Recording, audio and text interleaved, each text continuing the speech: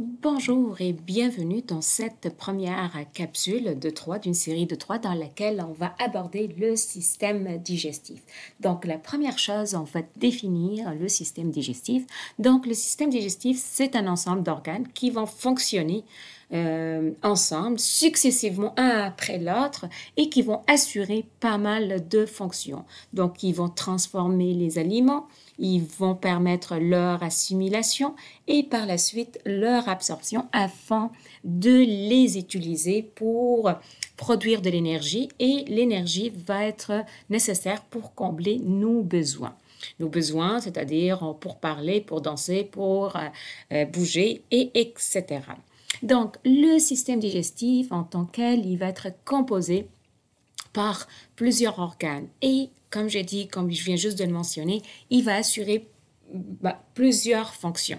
Dans les fonctions les plus importantes, on va parler tout d'abord de la digestion. Donc, la première fonction assurée par le système digestif, on va parler de la digestion, c'est-à-dire qu'on va fragmenter, qu'on va dégrader les aliments qui sont de grosses molécules en petites molécules.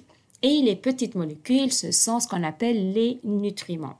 Par la suite, le système digestif va permettre aussi que ces nutriments vont traverser les parois des vaisseaux sanguins pour rejoindre le sang et la lymphe, donc il va permettre l'absorption.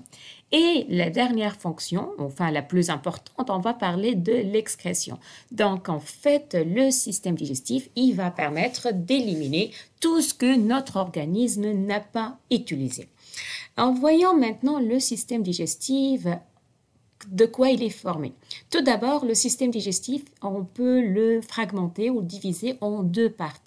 Ce qu'on appelle le tube digestif tel quel, c'est-à-dire c'est le tube dans lequel, en fait, tous les organes dans lesquels les aliments vont passer et il y a des organes qu'on va les appeler des glandes. Ce sont des organes qui vont aider à compléter la digestion.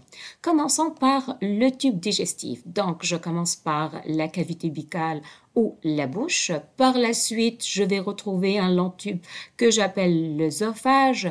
Par la suite, je vais retrouver un organe sous la forme de la lettre G que j'appelle estomac. Par la suite, je vais retrouver mes petits organes sous forme des spaghettis qu'on appelle intestin grêle et finalement le gros intestin ou dans le jargon de tous les jours, je vais l'appeler tout simplement le côlon. De l'autre côté, je vais retrouver les organes annexes, c'est-à-dire ce sont des organes dans lesquels l'aliment ne passe pas, mais ces organes vont produire un liquide qui va aider à digérer les aliments. Et lorsqu'un organe produit un liquide pour digérer, on appelle ça tout simplement glandes. Et les glandes digestives, on va retrouver les glandes digestives au niveau de l'estomac qu'on appelle glandes gastriques. Par la suite, au niveau de la bouche, qu'on va les appeler glandes salivaires. On va retrouver aussi le foie. On va retrouver aussi les glandes. Ici, le pancréas. Ici, on va retrouver les glandes intestinales et j'insiste bien qu'il y a aussi la vésicule biliaire. Mais faites attention, la vésicule biliaire ne produit pas un liquide, ne sécrète pas un liquide, mais par contre, on va discuter ça un peu plus tard, c'est un organe de stockage. Donc, voyons maintenant, on va commencer par définir avec précision les différents types de glandes digestives. Tout d'abord, on distingue les glandes digestives, c'est quoi? Comme je viens juste de le dire, c'est un organe qui sécrète, qui fabrique, d'accord? Un liquide qui va aider à la digestion. Et à partir d'aujourd'hui, un organe qui fabrique, on va dire sécréter, et qui sécrète quoi? Sécrète un liquide qui aide à la digestion. On va appeler tout simplement ce liquide, c'est un suc digestif.